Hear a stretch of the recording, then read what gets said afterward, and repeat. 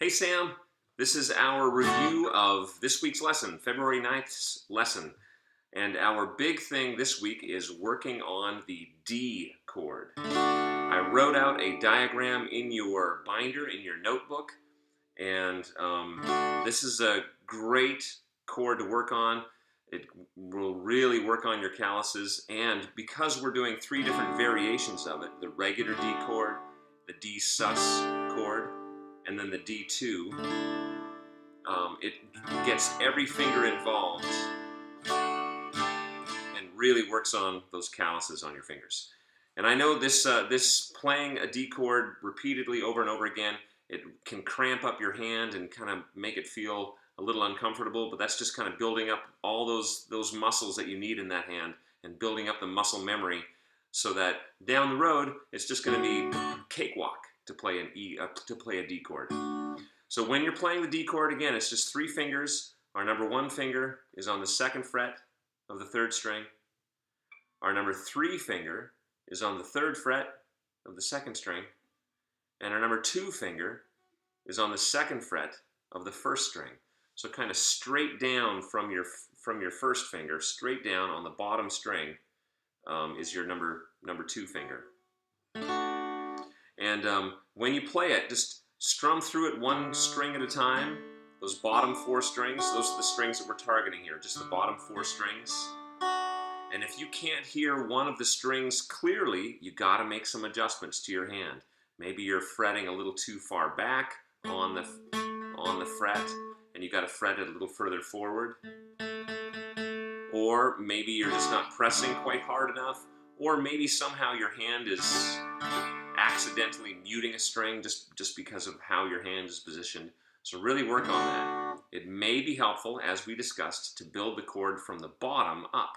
So our middle finger, number two finger, is on the second fret, first string. Our number three finger is on the third fret of the second string, and our number one finger is on the second fret of the third string. And that crash that you just heard was my cat doing something. I don't know.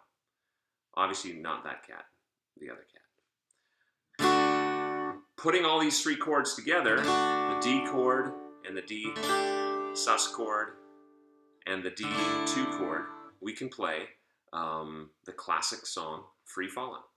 And it just goes like this. A lot of music, by the way, is grouped into groups of four beats. And this song is no different. And if I was to count it out, I'm going to count out the eighth notes in groups of four, and it'll sound like this. 1, 2, 3, 4. 1, 2, 3, 4. 1, 2, 3, 4. 1, 2, 3, 4. 1, 2, 3, 4. 1, 2, 3, 4. 1, 2, 3, 4. 1, 2, 3, 4. 2, 3, 4. 1, 2, 3, 4. 1, 2, 3, 4. 2. There's the other cat. So I hope that kind of makes sense when I was counting out the groups of four. So the first strum, when I'm counting out that group of four, happens on beat 1. The second strum happens on beat 4. That's why I go 1, 2, 3, 4. Happens right on 4. And then we count for a whole cycle, 1, 2, 3, 4. And then on the third cycle of 4 beats, it goes 1, 2, 3, 4. I'm going to do that again. Starts on that D suspended chord. 1, 2, 3, 4. Starts in the D suspended, goes to the D chord, and then goes to the D open chord. Okay? I'm going to play that whole grouped session again, starting with the first chord. So here we go. I'll play it nice and slow. 1, 2, ready, go. 1, 2, 3, 4. 1, 2, 3, 4. 1, 2, 3, 4. 1, 2, back to the beginning. 1, 2, 3, 4. 1, 2, 3, 4. 1, 2, 3, 4.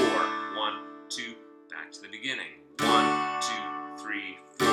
1, 2, 3, 4. 1, 2, 3, 4. 1, 2, 3, 4. I hope that makes sense. That is all I've got for you. I would also encourage you to continue just doing those simple fret exercises where you pick a string, fourth string, and you just play each fret twice before moving up to the next fret. And remember, every finger gets its own fret. First finger's on the first fret, second finger, second fret, third finger, third fret, fourth finger, fourth fret. I hope that helps. Have a great week, Sam, and looking forward to next week already. And those donuts, which were delicious.